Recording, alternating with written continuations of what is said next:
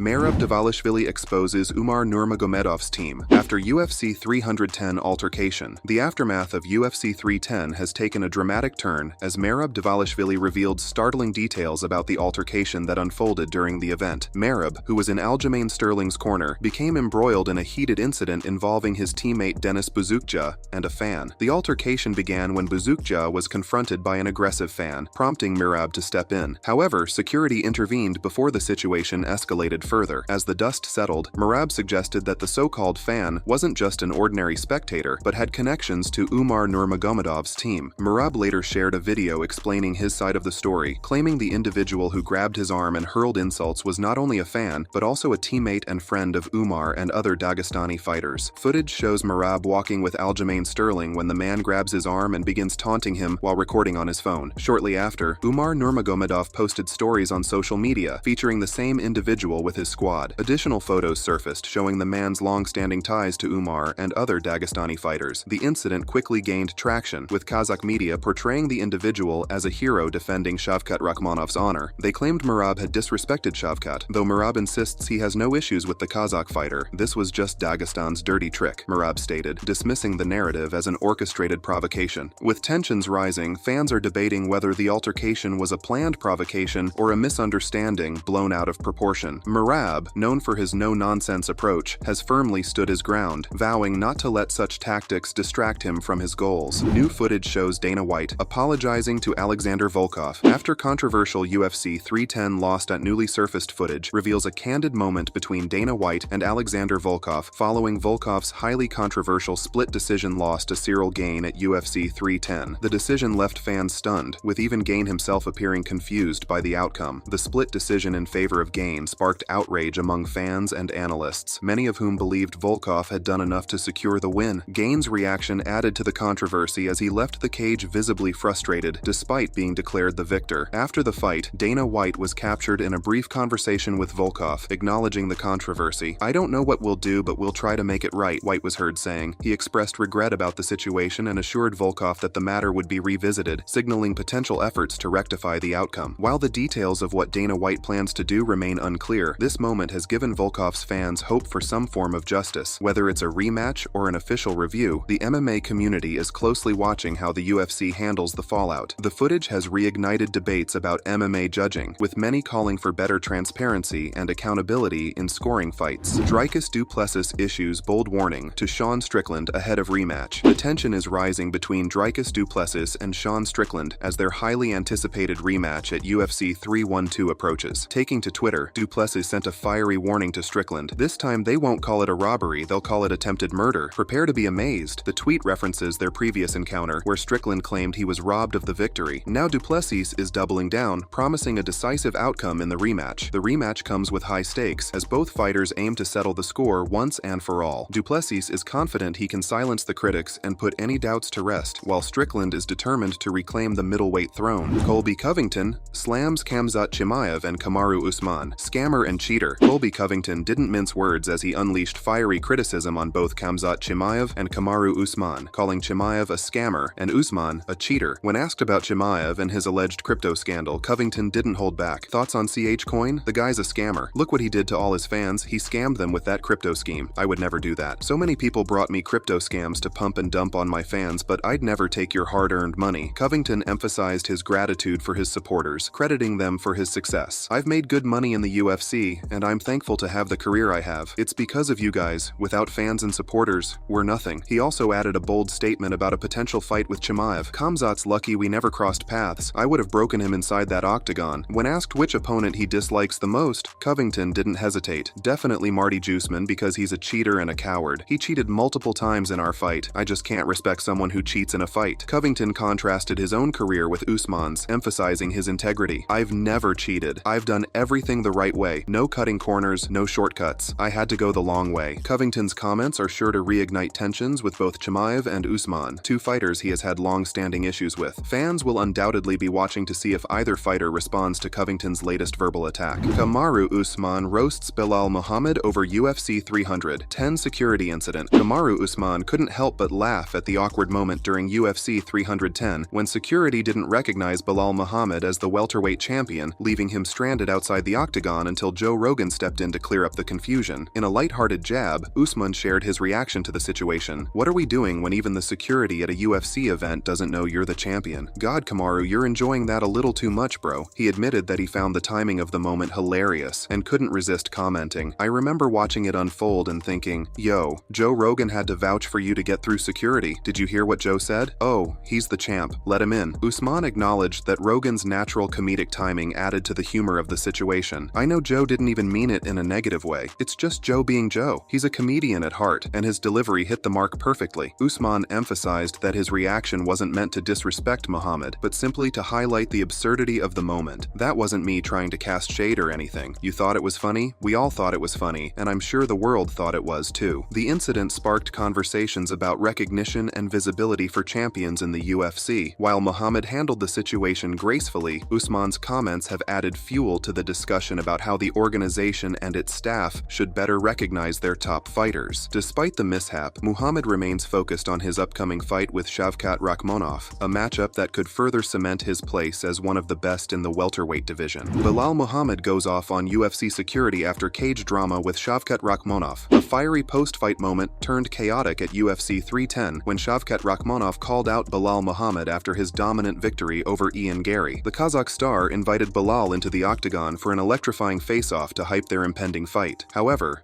the moment took an awkward turn when UFC security initially refused to allow Muhammad into the cage, leaving fans confused and Muhammad visibly annoyed. During the live broadcast, Joe Rogan speculated that the confusion stemmed from security not recognizing Muhammad. However, Belal himself had a lot more to say about the situation in a post-fight interview with the Schmo. "I don't know what they thought I was going to do. Pull a Merab and start hopping around crazy? He called me in, bro. If someone calls me into the cage, I'm going in. Chill." Muhammad explained that the security team may not have heard Shavkat's call out and assumed he was attempting to storm the octagon without permission. "They thought I was going in to attack him or something. I'm just like, bro, relax, let me in." After some delay, Muhammad was finally allowed into the cage, where he and Shavkat exchanged words, setting the stage for what promises to be an explosive showdown. Despite the disruption, Muhammad remains focused on his upcoming bout with the surging Rakhmonov. Speaking with TNT Sports, Belal shared his excitement and readiness for the challenge. "I'm excited. I've been studying him, watching tape, and now I've got even more time to prepare. I can't wait to show the world there's levels to this, and I'm the best in the world." Belal also acknowledged Shavkat's impressive performance against Ian Gary, but made it clear he's confident in his own abilities to handle whatever the undefeated fighter brings to the table. The highly anticipated matchup pits two of the most skilled and strategic fighters in the welterweight division against each other. Rakhmonov, riding the momentum of his undefeated streak, has been hailed as one of the most dangerous fighters in the UFC, while Muhammad's calculated and methodical approach has solidified his place as one of the division's elite. The stakes are sky high, with the winner likely positioning themselves for a title shot in the near future. Fans are buzzing about the potential outcome, with many debating whether Rakhmonov's dominant performance against Gary signals an unstoppable rise, or if Muhammad's experience and strategy will expose gaps in the rising star's game. Some fans believe Rakhmonov's versatility and finishing ability will be too much for Muhammad to handle. Others argue Muhammad's fight IQ and ability to adapt will make the difference in a grueling tactical war. Demetrious Johnson declines Alexandre Pantoja's call-out. Demetrious Mighty Mouse Johnson, widely regarded as the greatest flyweight in MMA history, has rejected Alexandre Pantoja's call-out following Pantoja's impressive submission victory over Kaaya Sakura at UFC 310. Pantoja, the reigning flyweight champion, used his post-fight interview to challenge the legendary Johnson, aiming to solidify his status as the best in the division. However, Johnson wasted no time shutting down the possibility of a return. Watching the fight live, Johnson dismissed the call-out during a live stream. "Why would I do that, boys? The bank account's nice and good. I'm 38 years old with 11 title defenses. Champ ain't coming back." He later expanded on his decision in a video posted on his YouTube channel, explaining why he's staying retired. "My New Year's resolution for 2024 is simple. I'm not going to fight again. No to any fights that come my way. When Alex Pantoja called me out, everyone started blowing up my phone, asking what I think. Guys, I'm retired. I'm not the best flyweight in the world anymore, and that's okay. I'm happily retired." Johnson also revealed that he had recently turned turned down a lucrative offer to fight again, which further solidified his stance. They offered me $2 million to come back, and I still said no. It's not about the money. I've done what I needed to do in this sport, and now I'm enjoying life outside of the cage. Unlike some fighters who return for one more run, Johnson made it clear that his decision is final. I'm not going to be like Jose Aldo or Donald Cerrone, coming back to fight just because I can. There's no point for me. When asked about Johnson's refusal, Pantoja emphasized that his challenge wasn't about finances, but about proving himself against the best. Demetrious, it's not about money, brother. It's about seeing who's the best of the best. Pantoja's motivation is understandable. As the reigning champion, he's running out of contenders and sees Johnson as the ultimate test of his abilities. Beating the man considered the GOAT of the flyweight division would cement Pantoja's legacy. Despite Pantoja's hopes, Johnson's decision to remain retired appears unshakable. At 38 years old, Johnson has nothing left to prove after an illustrious career that includes 11 UFC title defenses and a successful stint in one championship. Additionally, Johnson's existing contract with ONE would make any crossover to the UFC a logistical and contractual hurdle. With Johnson out of the picture, Pantoja will likely turn his attention to the next top contender in the UFC's flyweight division. However, his desire to fight Johnson highlights the lack of marquee names left to challenge him at the top of the division. Bryce Mitchell blasts Elon Musk after UFC 310. Victory fresh off his dominant third-round knockout win over Kron Gracie at UFC 310, Bryce Mitchell turned his post-fight spotlight toward an unexpected target, Elon Musk. During the press conference, Mitchell criticized the tech mogul for what he perceives as frivolous spending on rockets instead of using his wealth to help people in need. Mitchell didn't hold back, sharing his thoughts on Musk's character and priorities. Time will prove me correct. Time will always reveal someone's true character. If you put that man in a position of power, his true character will be revealed. The featherweight fighter took aim at Musk's ventures, arguing that the billionaire is out of touch with the needs of ordinary people. He's the wealthiest man, and he wastes it on rockets. Think about it. He could help people with that money, but he doesn't care about you. He has enough money to change your life with just a penny to him, and you'd never have to work again. Mitchell's fiery remarks escalated as he questioned Musk's motives. Instead, he wastes it on rockets and cars that suck. Time will reveal his character. The more he's in the spotlight, the harder it is to fake it. Mark my words. It will be seen that he's a rat bastard. Mitchell closed his rant by reflecting on what he would do if he had Musk's fortune. If I had all that money, I'd like to think I would help people more than he does. Known for his outspoken personality, Mitchell has previously shared his views on societal and global issues, making his criticism of Musk consistent with his unfiltered approach. After his impressive victory at UFC 310, Mitchell is climbing the featherweight rankings and could soon find himself in title contention. Whether his outspoken nature continues to grab headlines outside the octagon remains to be seen.